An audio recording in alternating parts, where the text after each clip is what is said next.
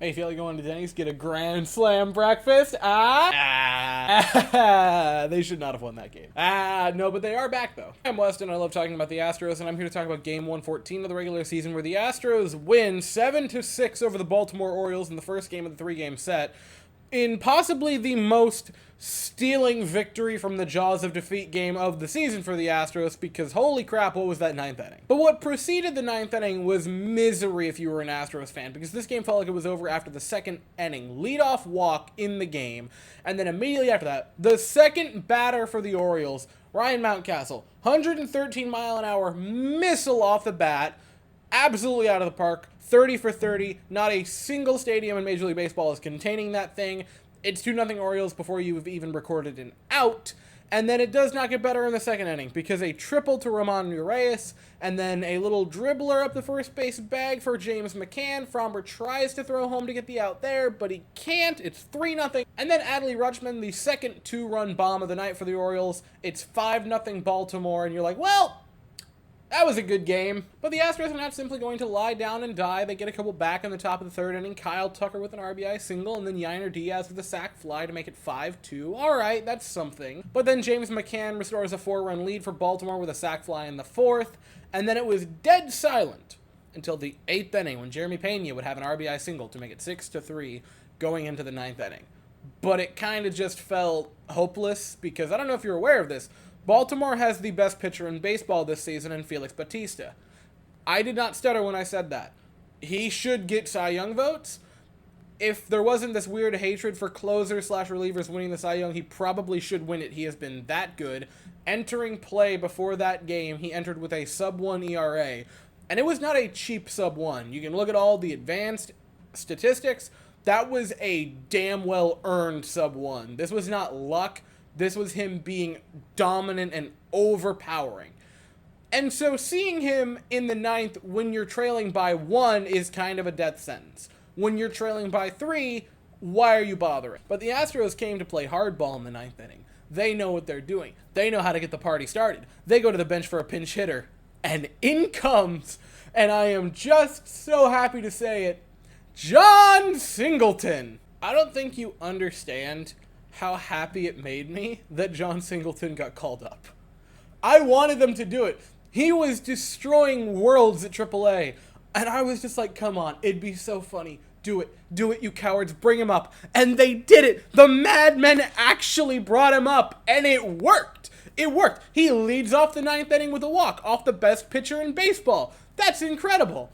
The Astros have a base runner. Then Jose Altuve singles, and the Astros have 2 base runners, and then you're starting to kind of feel it, because there are no outs. And then Bregman did strike out, which did kind of kill the vibe for a brief moment, but it's okay. It's okay. You know why? Because Jordan brings the vibes back with a single. Sharp single, doesn't send anyone home, but loads the bases for Kyle Tucker, who at that moment represents the go-ahead run in the ninth inning, off of the best closer in baseball. And folks, what a treat. The at-bat starts as bad as it possibly could for Kyle Tucker, who immediately falls down 0-2, but hey, takes a couple of pitches, works it back to 2-2. The next 2 pitches are fastballs at basically 100, 102 and 99 for Kyle Tucker. The next pitch drops 8 mile per hour out of nowhere, and also the vertical drop went from 8 inches to 24, from a 100-mile-an-hour fastball to a 92-mile-an-hour splitter, still fouls it off, comes back with a 101 fastball, and finally, the pitch he wanted. 100 miles an hour, right down the middle of the plate. A big, juicy meatball for Kyle Tucker, and he did not miss. Every seam of that ball, gone. Missile, grand slam, go-ahead grand slam in the ninth inning off of the best closer in baseball. And the Astros, miraculously, after being basically sentenced to death entering the ninth inning, find a way to load the bases, and Tucker found a way to clear them. This was the first time all season that Felix Bautista gave up multiple earned runs in a game. We are in August. We're in August, over 110 games into the season. And this was the first time all year that a team was able to beat Bautista for more than 1 earned run in an outing. That is ridiculous. And I say that to praise the Astros, not just for finding a way to find 4 runs in the 9th inning, but off of, and I keep saying it because he deserves all the credit in the world, and I still am irritated at the Mariners reporter for what he did to him during the All-Star game, so I really want to prop the guy up because he is really good and deserves all the praise that he can get off of the best pitcher in the sport this season. Absolutely incredible. And then Ryan Pressly comes in the 9th inning, America's closer, and gets the save for the Astros in a wild comeback. Offensively speaking, the left side of the infield had a fantastic night. Alex Bregman had a couple of knocks. Jeremy Pena had 3 hits tonight. He loves hitting down low. Keep him in like the 7th, 8th, or 9th spot. I am begging you, Dusty. Please, just keep him there. He is Babe Ruth when you have him down there. And then you have, of course, the man of the hour, the star of the evening, Kyle Tucker. An RBI single early in the game, and the go-ahead grand slam in the 9th inning. A 5 RBI night for Kyle Tucker. Unbelievable evening for him. And, yeah, I kind of got to eat something. No, I think he does deserve kind of just a blank check. I kind of said maybe not, but, yeah, blank check. Well, the offense sure was fun to talk about, especially that 9th inning. What about pitching? Well, Framber Valdez started this game, and it started awful. 5 earned runs in the first 2 innings. I want to say he gave up 3 hard hit balls in the first inning alone. Finished with like 11 hard hit balls. Could not get swings and misses. Could not get strikeouts. He didn't walk too many guys, but it felt like any time the Orioles made contact with the ball, it was a rocket. I want to say he gave up 7 balls over 100 miles an hour for exit velo. I don't know. It's so weird that he goes from the most overpowering, dominant game maybe ever by an Astro, at least in the past 3 years, to this game where he just kind of gets knocked around like crazy. It was a pinball machine in Baltimore last night. Now, the positive I'll give you is after 2 horrific innings, he gutted his way from the 3rd to the 7th, only giving up 1 more run. That's commendable. That's very commendable. The first 2 innings were just, oh my lord. So I can't quite say it was a good game for Framber, but he did gut his way through so we didn't burn the entire bullpen, which is very commendable and should be appreciated.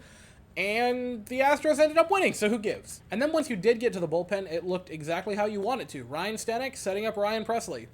Stanek came in the 8th inning, clean inning, picked up a strikeout, no hard contact, no base runners. Ryan Pressly in the 9th, picked up a strikeout, no base runners, no hard contact. As good as you could possibly hope it to be. The pen looked good, even though it was only 2 guys, and the Astros somehow escaped with a win. I said it earnestly early on in the season, and then I've said it quite a few times after that in a kind of tongue-in-cheek way. But what separates the bad/okay to good teams and the great teams is the great teams find ways to win stupid games like this where you have absolutely no business winning. Those are the games that end up piling up at the end of the season when you're trying to find out playoff seeding and if you're a wild card or a division winner. The Astros, the past 2 games, have played a couple of really messy, just kind of ugly, slug your way through it wins. But they are wins. And that is the crux of it all. These Astros feel like Astros from seasons previous. We don't remember wins in 2021 and 2022 and 2020 we don't remember the clean wins. Like, sure, some people obviously will, but if I'm talking about really good wins from the past couple of years, you might bring up the Yankees comeback where Altuve hit the walk-off. You're not necessarily going to think of those blowout wins where the Astros just overpowered offensively and then completely shut the opponent down with pitching. The only game you might think of when you're thinking of like overpowering offensive games and great pitching games might be the Kent Emanuel game, if you guys remember that from 2021. Odorizzi goes down with the injury, Emanuel comes in, pitches 8 2/3 of 2-run ball, and the Astros win like 13-2. But even that I would classify in the dumb, stupid, weird win column because you're not expecting a guy who was like a 3-4 ERA in AAA to come up and in his debut somehow pitch a complete game. You're not expecting that. That still falls in that category. The Astros have been masters of finding ways to win these weird games, and those end up being the difference maker. The Astros are once again now finding ways to win those weird games, and that honestly gives me more hope than if they just cruise to simple wins. And that might sound kind of dumb, but I will die on that hill. So the Astros look to secure the series win tonight at 7:05 Eastern, 6:05 Central. The Astros will send noted coffee enthusiast Christian Javier to the mound, and the Orioles are going to send Jack Flaherty to the mound. I'll be here afterward to talk about it, but as for right now, that is all I have to say. So thank you all so very much for watching. I hope you all have an absolutely fantastic day, and as always, go Astros.